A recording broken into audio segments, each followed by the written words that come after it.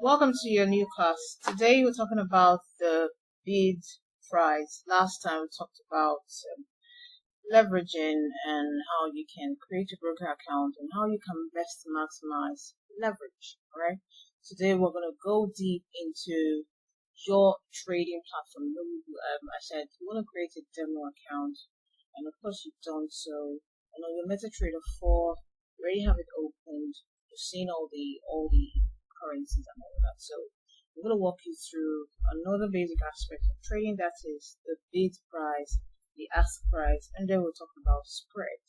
And after that, I'm going to show you on the chart what it looks like. So what's the bid price? Like you already know that the currencies are pairs, so they're all currency pairs. So for all of these pairs, there's often what we call the bid price and the ask price.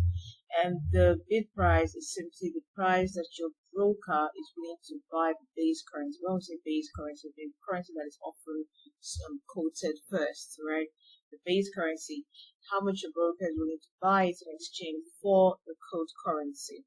Okay, so it is simply like you being as an auction, right? The auctioneer is calling out a product and saying, this goes for $50. Can I get a 60? Can I get a 60? Can I get 100? Can I get 100? So every time you are in the trading market, you see euro dollar for the euro is going for 1.23456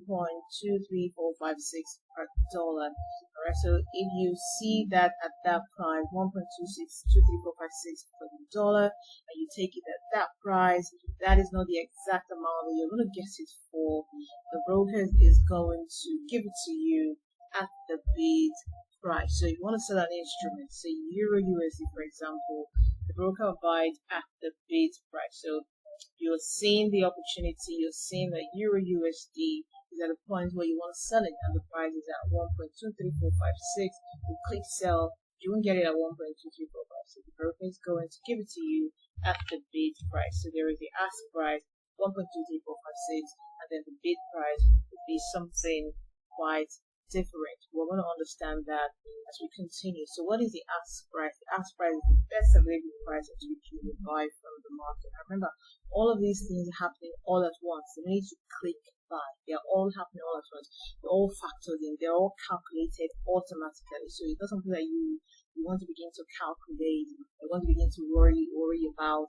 There are things that have already been factored into the algorithm. So the minute you click buy, the minute you click sell, it happens like that. Alright, so the ask price is the best available price at which you will buy from the market. It can also be referred as the offer price. Okay, so you want to buy an instrument, say GBP Australian dollar, the broker will sell it at the offer price, right? That's the ask price. So for every time you're selling, the broker gives you at the bid price. For every time you're buying, the broker gives it to you at the ask price. Okay, so you see it like that on the chart. This is what it looks like. You often see lines here on the chart. I'm sure you must have seen it. If you've not seen it, go check it out. For everything you learn, make sure you're comparing it with your chart. Everything you're learning in this class, make sure you're comparing it on the chart. That's the reason why for the very first class we started with you creating a platform. So it could be you comparing it on your trading view platform or on your MetaTrader 4, whatever platform you're comfortable trading with. So always go check it out on the chat. Don't just look at it and say, okay, I've seen it. No, go find it on your chat. Do that right now. Pause the video and go look at this. So there is a blue line right here. That blue line is called the ask price, and you often see it highlighting a price. And there is a red line right there. The red line is called the bid price. You see it highlighting another price. So say, some people say, I took a buy and then I bought it at so price and the market started up somewhere else. That's because the broker has factored in the ask and the bid price and giving you what we call a spread price. We're going to talk about it in a few minutes. Okay, so here you have it. You take your market and you take it at the broker ask or bid price. So this right here is the ask price, 0.91926, and while the red line is the bid price. Okay, so here I have what's this now? Euro dollar, and it said I want to sell it. This is how much I'm going to sell it. The broker is going to sell it for me at 0.9189. Sell. I want to buy. The broker is going to buy it at 0.1. Can you see the difference? There's a clear difference here. And what is that difference? The difference is from this to this. And when you minus the price of this from this, you're going to arrive at a figure. That figure is what we call the spread, right? So that's really why I said some broker have very high spreads, while some broker have very minimal spread. Some currencies have very high spread. Some currencies have very minimal spread. Like the Euro USD is about the currency that has the lowest spread. Why is that? Because it is heavily traded.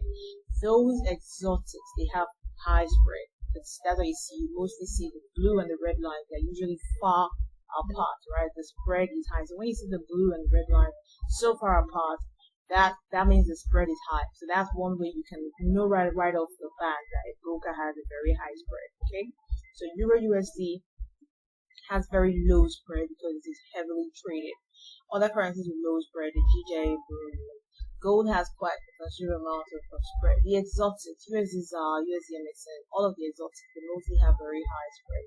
Another time where you see high spread, like crazily high spread, is when there is no volatility in the market, like little or no volatility in the market. Say usually during the holidays, say Christmas time when banks are closed and all of that, holiday period, you see very high spread, like the broker will widen the gap. Another time where you see very high spread is, when there's about to be a changeover, say the market is closed for the day, they're about to switch into the new market for the day, usually the Asian market, you would see a very high spread. There'll be a market gap. So by the time we start talking about timing, we know that there are some times you don't trade, there are some times you trade. So when the market heavily traded during the New York market and London market, you will see very low spread because that is a heavily traded time. Okay, so spread is one thing you wanna take notice of, because if you don't take note of the spread, you will be spending money on spread.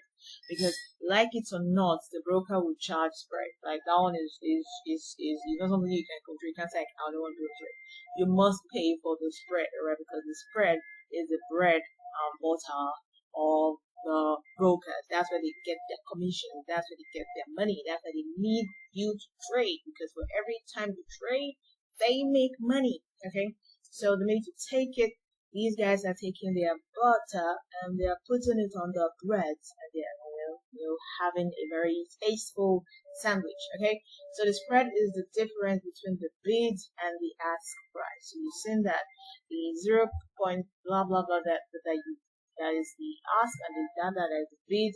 Minus it together, you have the spread. So it means you click a transaction, sell or buy, your trade begins with a loss. Why?